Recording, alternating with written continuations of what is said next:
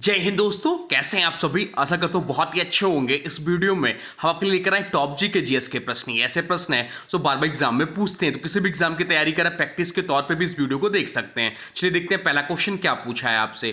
पहला क्वेश्चन पूछा है, तृतीय आंग्ल मैसूर युद्ध के दौरान बंगाल के गवर्नर जनरल कौन थे। आपसे पूछा है कि तृतीय आंग्ल मैसूर युद्ध के दौरान बंगाल के गवर्नर जनरल कौन थे। चलिए बताइए राइट आंसर क्या हो जाएगा। जिस किसी भी क्वेश्चन का राइट आंसर पता है वीडियो को पॉज करिए, राइट कमेंट बॉक्स में लिखते चलिए। चलिए बताइए इस प्रश्न का राइट आंसर क्या है, कमेंट बॉक्स में लिख दीजिए। तो राइट आंसर हो जाएगा ऑप्शन सी, लॉर्ड कॉर्नवालिस इस प्रश्न का राइट आंसर हो जाएगा। तृतीय आंग्ल मैसूर युद्ध जो हुआ था वह 1790 से 1792 के बीच में हुआ था। यह युद्ध में अंग्रेजों का नेतृत्व जो किया था लॉर्ड कॉर्नवालिस ने किया था। युद्ध का मुख्य कारण मैसूर के शासक टीपू सुल्तान और अंग्रेजों के बीच राजनीतिक व व्यापारिक टकराव था। युद्ध का अंत श्रीरंगपट्टनम की संधि 1792 से हुआ, जिसके तहत टीपू सुल्तान को अपने राज्य का आधा भाग और 3 करोड़ रुपए अंग्रेजों को देने पड़े। अब चलते हैं अगले प्रश्न की ओर, देखते हैं अगला प्रश्न क्या पूछा है आपसे। अगला प्रश्न जो पूछा है वह पूछा है, निम्नलिखित में से किसने 1875 में आर्य समाज की स्थापना की। आपसे पूछा है कि निम्नलिखित में से किसने 1875 में आर्य समाज की स्थापना की। चलिए बताइए राइट आंसर क्या हो जाएगा। तो राइट आंसर जो हो जाएगा वो हो जाएगा ऑप्शन डी, दयानंद सरस्वती इस प्रश्न का राइट आंसर हो जाएगा। आर्य समाज की स्थापना 1875 ईस्वी में स्वामी दयानंद सरस्वती ने मुंबई, तब इसका नाम था बंबई में की थी। आर्य समाज का उद्देश्य वेदों की ओर लौटना, अंधविश्वास और मूर्ति पूजा का विरोध करना था। स्वामी दयानंद सरस्वती का प्रसिद्ध नारा था वेदों की ओर लौटो। स्वामी दयानंद सरस्वती का जन्म जो हुआ था वह 12 फरवरी 1824 को टंकारा गुजरात में हुआ था। इनका मूल नाम जो था वह मूल शंकर था। पिता का नाम करसनजी तिवारी था। आर्य समाज की स्थापना इन्होंने 1875 मुंबई में की थी। प्रसिद्ध ग्रंथ जो इनका है सत्यार्थ प्रकाश, या इनकी प्रसिद्ध ग्रंथ है, या भी एग्जाम में पूछ लेता है।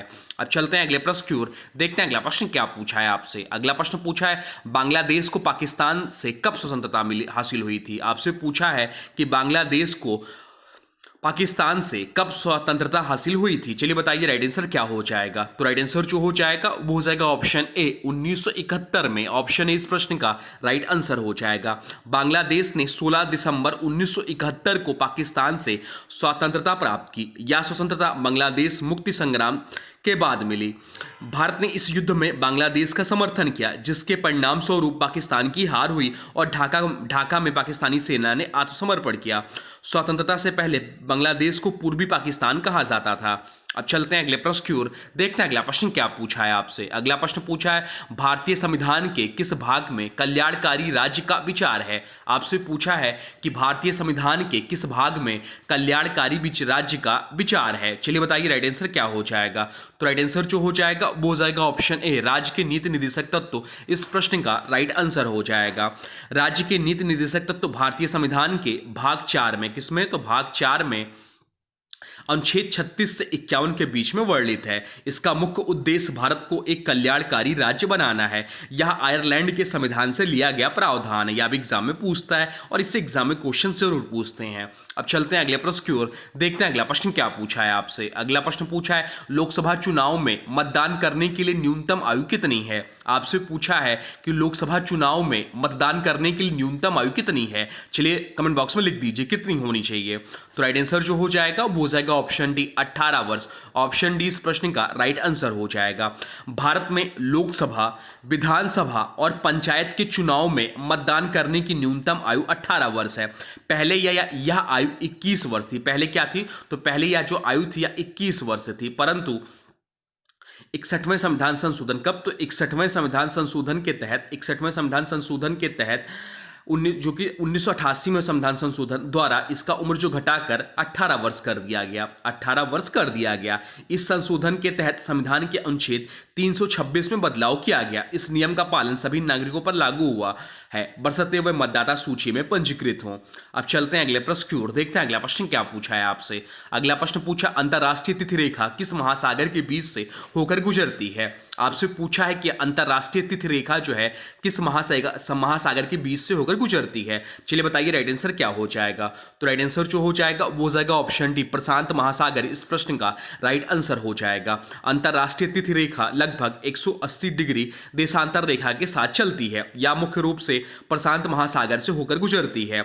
रेखा को कुछ जगहों पर द्वीपों और देशों को विभाजित होने से बचाने के लिए मोड़ा गया है। इस रेखा को पार करने पर तारीख एक दिन आगे या पीछे हो जाती है। अब चलते हैं अगले प्रश्न की ओर, देखते हैं अगला प्रश्न क्या पूछा है आपसे। अगला प्रश्न पूछा, निम्नलिखित में से किस वर्ष में भारत सरकार ने मौद्रिक नीति समिति का गठन किया था। आपसे पूछा है कि निम्नलिखित में से किस वर्ष में भारत सरकार ने मौद्रिक नीति समिति का गठन किया था, यानी कि मॉनेटरी पॉलिसी कमेटी MPC। तो इसका जो राइट आंसर हो जाएगा वो हो जाएगा ऑप्शन डी 2016 में। यह प्रश्न इंपॉर्टेंट मार्क कर लीजिए। मौद्रिक नीति समिति यानी कि मॉनेटरी पॉलिसी कमेटी का गठन 2016 में किया गया था, जिसे MPC बोलते हैं। इसका उद्देश्य रेपो रेट निर्धारित करके मुद्रास्फीति को नियंत्रण करना है। MPC में कुल 6 सदस्य होते हैं। 3 सदस्य भारतीय रिजर्व बैंक से, 3 सदस्य भारत सरकार द्वारा नामित। समिति का नेतृत्व RBI के गवर्नर करते हैं। MPC का गठन भारतीय रिजर्व बैंक अधिनियम 1934 में संशोधन के बाद हुआ। अब चलते हैं अगले प्रश्न की ओर, देखते हैं अगला प्रश्न क्या पूछा है आपसे। अगला प्रश्न जो पूछा है वह पूछा है, निम्नलिखित में से किस अनुच्छेद में पूरे भारत में एक समान सिविल संहिता का उल्लेख है। आपसे पूछा है कि निम्नलिखित में से किस अनुच्छेद में पूरे भारत में एक समान सिविल संहिता का उल्लेख है। चलिए बताइए राइट आंसर क्या हो जाएगा। तो राइट आंसर जो हो जाएगा वो हो जाएगा ऑप्शन डी, अनुच्छेद 44 इस प्रश्न का राइट आंसर हो जाएगा। अनुच्छेद 44 में पूरे भारत के लिए एक समान सिविल संहिता यानी कि यूनिफॉर्म सिविल कोड UCC का प्रावधान है। यह राज्य के नीति निर्देशक तत्वों का हिस्सा है। इसका उद्देश्य सभी नागरिकों के लिए समान व्यक्तिगत कानून लागू करना, चाहे उसका धर्म कोई भी हो। अभी भारत में केवल गोवा राज्य में UCC लागू है। अब चलते हैं अगले प्रश्न की ओर, देखते हैं अगला प्रश्न क्या पूछा है आपसे। अगला प्रश्न पूछा, विजया बैंक का मुख्यालय क्या है। आपसे पूछा है कि विजया बैंक का मुख्यालय क्या है। चलिए बताइए राइट आंसर क्या हो जाएगा। तो राइट आंसर जो हो जाएगा वो हो जाएगा ऑप्शन बी, विजया बैंक का जो मुख्यालय है वह बेंगलुरु में है। बेंगलुरु में विजया बैंक का मुख्यालय है। विजया बैंक की स्थापना कब हुई थी। विजया बैंक की स्थापना जो हुई थी 1931 में हुई थी। इसकी स्थापना AB सेठी द्वारा की गई थी। इसका मुख्यालय बेंगलुरु कर्नाटक में था। 1 अप्रैल 2019 को विजया बैंक का बैंक ऑफ बड़ौदा और देना बैंक के साथ विलय हो गया। विलय के बाद भारत का तीसरा सबसे बड़ा सार्वजनिक क्षेत्र का बैंक बन गया है। अब चलते हैं अगले प्रश्न की ओर, देखते हैं अगला प्रश्न क्या पूछा है आपसे। अगला प्रश्न पूछा है, तृतीय गोलमेज सम्मेलन किस वर्ष आयोजित किया गया था। आपसे पूछा है कि तृतीय गोलमेज सम्मेलन जो है किस वर्ष आयोजित किया गया था। चलिए बताइए राइट आंसर क्या हो जाएगा। तो राइट आंसर जो हो जाएगा वो हो जाएगा ऑप्शन डी 1932।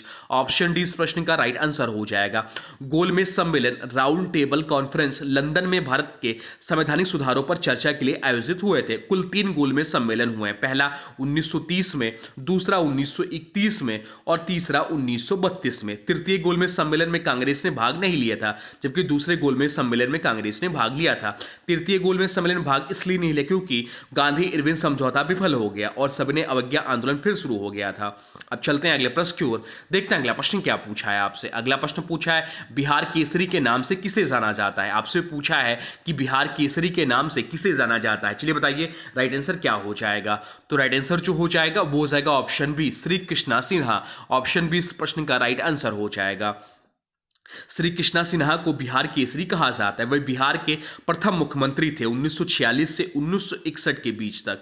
1961 तक स्वतंत्रता संग्राम में उन्होंने सक्रिय भूमिका निभाई और कई बार जेल गए। उन्हें बिहार के जननायक के रूप में भी जाना जाता है। अब चलते हैं अगले प्रश्न की ओर, देखते हैं अगला प्रश्न क्या पूछा है आपसे। अगला प्रश्न जो पूछा है वह पूछा है, सूचना का अधिकार संशोधन अधिनियम। सूचना का अधिकार संशोधन अधिनियम 2019 कब लोकसभा द्वारा पारित किया गया था। यहाँ पे इंपॉर्टेंट प्रश्न मार्क कर लीजिए। सूचना का अधिकार संशोधन अधिनियम 2019 कब लोकसभा द्वारा पारित किया गया था। चलिए बताइए राइट आंसर क्या हो जाएगा। तो राइट आंसर जो हो जाएगा वो हो जाएगा ऑप्शन ए, 22 जुलाई 2019 को सूचना का अधिकार संशोधन अधिनियम 2019 लोकसभा में 22 जुलाई 2019 को पारित हुआ। इस संशोधन में मुख्य सूचना आयुक्त और सूचना आयुक्त के कार्यकाल व वेतन निर्धारण के अधिकार केंद्र सरकार को दिए गए। पहले इनका कार्यकाल 5 वर्ष या 65 वर्ष की आयु तक निश्चित था, जिसे संशोधन के बाद केंद्र सरकार के निर्णय के अनुसार बनाया गया। यह संशोधन 2005 के मूल RTI एक्ट में बदलाव था। अब चलते हैं अगले प्रश्न की ओर, देखते हैं अगला प्रश्न क्या पूछा है आपसे। अगला प्रश्न पूछा संयुक्त राष्ट्र विश्वविद्यालय का मुख्यालय कहाँ स्थित है। आपसे पूछा है कि संयुक्त राष्ट्र विश्वविद्यालय का मुख्यालय कहाँ स्थित है। चलिए बताइए राइट आंसर क्या हो जाएगा। तो राइट आंसर जो हो जाएगा वो हो जाएगा ऑप्शन बी, जापान में स्थित है। संयुक्त राष्ट्र विश्वविद्यालय यूनाइटेड नेशंस यूनिवर्सिटी जिसे यूएनयू बोलते हैं का मुख्यालय टोक्यो जापान में है। इसकी स्थापना 1973 में हुई थी और 1975 में इसका संचालन शुरू हुआ। यूनाइटेड नेशंस यूनिवर्सिटी का एक शैक्षणिक और शोध संस्थान है जो वैश्विक विकास, शांति और पर्यावरण संबंधी मुद्दों पर कार्य करता है। यह संयुक्त राष्ट्र प्रणाली का शैक्षिक अंग है। अब चलते हैं अगले प्रश्न की ओर, देखते हैं अगला प्रश्न क्या पूछा है आपसे। अगला प्रश्न पूछा पुलित्जर पुरस्कार विजेता प्रथम भारतीय का नाम बताइए। आपसे पूछा है कि पुलित्जर पुरस्कार विजेता प्रथम भारतीय का नाम बताइए। चलिए बताइए राइट आंसर क्या हो जाएगा। यह भी इंपॉर्टेंट प्रश्न है, बताइए क्या हो जाएगा। तो राइट आंसर जो हो जाएगा वो हो जाएगा ऑप्शन ए, गोविंद बिहारी लाल। इस प्रश्न का राइट आंसर हो जाएगा। गोविंद बिहारी लाल पहले भारतीय थे जिन्हें पुलित्जर पुरस्कार मिला। उन्हें यह पुरस्कार 1937 में, कब तो 1937 में विज्ञान संबंधी लेखन के लिए मिला था। पुलित्जर पुरस्कार अमेरिका का सबसे प्रतिष्ठित पत्रकारिता और साहित्य का पुरस्कार है जिसकी शुरुआत 1917 में हुई थी। अब चलते हैं अगले प्रश्न की ओर, देखते हैं अगला प्रश्न क्या पूछा है आपसे। अगला प्रश्न पूछा विश्व भर में प्रतिवर्ष अंतर्राष्ट्रीय सांकेतिक भाषा दिवस कब मनाया जाता है। आपसे पूछा है कि विश्व भर में प्रतिवर्ष अंतर्राष्ट्रीय सांकेतिक भाषा दिवस कब मनाया जाता है। चलिए बताइए राइट आंसर क्या हो जाएगा। तो राइट आंसर हो जाएगा ऑप्शन डी। ऑप्शन डी इस प्रश्न का राइट आंसर हो जाएगा। अंतर्राष्ट्रीय सांकेतिक भाषा दिवस हर साल 23 सितंबर को मनाया जाता है। इसे विश्व बधिर महासंघ के प्रयासों से 2017 में संयुक्त राष्ट्र द्वारा घोषित किया गया। इस दिन का उद्देश्य सांस्कृतिक भाषा के महत्व और बधिर लोगों के अधिकारों के प्रति जागरूकता फैलाना है। अब चलते हैं अगले प्रश्न की ओर, देखते हैं अगला प्रश्न क्या पूछा है आपसे। अगला प्रश्न पूछा गीत आमार सोनार बांग्ला। गीत आमार सोनार बांग्ला के रचयिता कौन है, यह आपसे पूछा है। चलिए बताइए राइट आंसर क्या हो जाएगा। तो राइट आंसर जो हो जाएगा वो हो जाएगा ऑप्शन ए, रविन्द्रनाथ टैगोर। इस प्रश्न का राइट आंसर हो जाएगा। आमार सोनार बांग्ला बांग्लादेश का राष्ट्रीय गीत है। कहाँ का, तो बांग्लादेश का राष्ट्रीय गीत है। इसके रचयिता रविन्द्रनाथ टैगोर हैं। उन्होंने यह गीत 1905 में बंग भंग आंदोलन के दौरान लिखा था। रविन्द्रनाथ टैगोर ही एकमात्र ऐसे व्यक्ति हैं जिन्होंने दो देशों के राष्ट्रीय गीत लिखे हैं, भारत का जनगण मन और बांग्लादेश का आमार सोनार बांग्ला। अब चलते हैं अगले प्रश्न की ओर, देखते हैं अगला प्रश्न क्या पूछा है आपसे। अगला प्रश्न पूछा पंजाब में अनाज काटने के समय निम्न में से कौन सा लोक नृत्य प्रचलित है। आपसे पूछा है कि पंजाब में अनाज काटने के समय निम्न में से कौन सा लोक नृत्य प्रचलित है, यह आपसे पूछा है। चलिए बताइए राइट आंसर क्या हो जाएगा। तो राइट आंसर जो हो जाएगा वो हो जाएगा ऑप्शन डी, भांगड़ा। इस प्रश्न का राइट आंसर हो जाएगा। ऑप्शन डी इस प्रश्न का राइट आंसर हो जाएगा। भांगड़ा पंजाब का प्रसिद्ध लोक नृत्य है। यह मुख्य रूप से फसल कटाई, विशेषकर गेहूं की कटाई के समय किया जाता है। इसे बैसाखी और अन्य फसल उत्सव पर बड़े जोश के साथ नाचा जाता है। अब चलते हैं अगले प्रश्न की ओर, देखते हैं अगला प्रश्न क्या पूछा है आपसे। अगला प्रश्न पूछा यूएनडीपी का पूर्ण रूप क्या है। आपसे पूछा है कि यूएनडीपी का पूर्ण रूप क्या है। चलिए बताइए राइट आंसर क्या हो जाएगा। तो राइट आंसर जो हो जाएगा वो हो जाएगा ऑप्शन डी। ऑप्शन डी इस प्रश्न का राइट आंसर हो जाएगा। यूएनडीपी जिसका पूर्ण नाम है United Nation Development Programme. Option D इस प्रश्न का राइट आंसर हो जाएगा। इसकी स्थापना जो हुई थी वह 1965 में हुई थी। 1965 में इसकी स्थापना हुई थी। इसका मुख्यालय जो है न्यूयॉर्क में है। न्यूयॉर्क में इसका मुख्यालय स्थित है। इसका फुल फॉर्म है यूनाइटेड नेशंस डेवलपमेंट प्रोग्राम। इसका उद्देश्य गरीबी उन्मूलन, असमानता कम करना और सतत विकास को बढ़ावा देना है। यह मानव विकास रिपोर्ट यानी कि ह्यूमन डेवलपमेंट रिपोर्ट भी प्रकाशित करता है जिसमें मानव विकास सूचकांक SDI शामिल होता है। अब चलते हैं अगले प्रश्न की ओर, देखते हैं अगला प्रश्न क्या पूछा है आपसे। अगला प्रश्न पूछा है विजयवाड़ा किस नदी के तट पर स्थित है। विजयवाड़ा जो है किस नदी के तट पर स्थित है, यह आपसे पूछा है। चलिए बताइए राइट आंसर क्या हो जाएगा। तो राइट आंसर हो जाएगा ऑप्शन बी, कृष्णा नदी। इस प्रश्न का राइट आंसर हो जाएगा। विजयवाड़ा आंध्र प्रदेश का एक प्रमुख शहर है। यह कृष्णा नदी के तट पर बसा हुआ है। इसे राजधानी क्षेत्र का हृदय भी कहा जाता है क्योंकि अमरावती राजधानी क्षेत्र के पास है। अब चलते हैं अगले प्रश्न की ओर, देखते हैं अगला प्रश्न क्या पूछा है आपसे। अगला प्रश्न पूछा है हिमाचल प्रदेश की दूसरी राजधानी क्या है। आपसे पूछा है कि हिमाचल प्रदेश की दूसरी राजधानी क्या है। चलिए बताइए राइट आंसर क्या हो जाएगा। तो राइट आंसर कमेंट बॉक्स में लिख दीजिए। राइट आंसर हो जाएगा ऑप्शन सी, धर्मशाला। इस प्रश्न का राइट आंसर हो जाएगा। धर्मशाला को 2017 में हिमाचल प्रदेश की शीतकालीन यानी कि दूसरी राजधानी घोषित किया गया।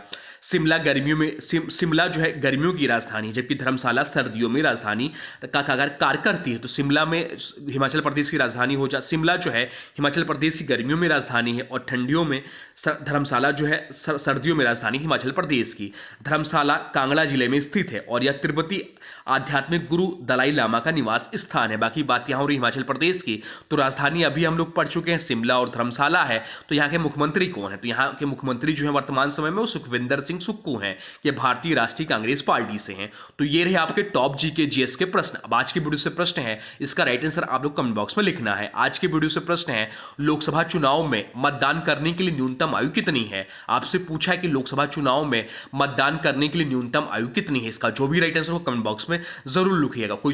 कोई सुझाव हो या कोई कुछ भी पूछना हो तो वह भी कमेंट बॉक्स में लिख दीजिए। और हाँ, देखिए अभी तक आपने वीडियो को लाइक नहीं किया है तो प्लीज वीडियो को लाइक कर दीजिए, और चैनल पे नए हैं तो चैनल को सब्सक्राइब भी कर लीजिए। तो चलिए मिलते हैं नए वीडियो में, तब तक के लिए thanks for watching railway exam target channel को।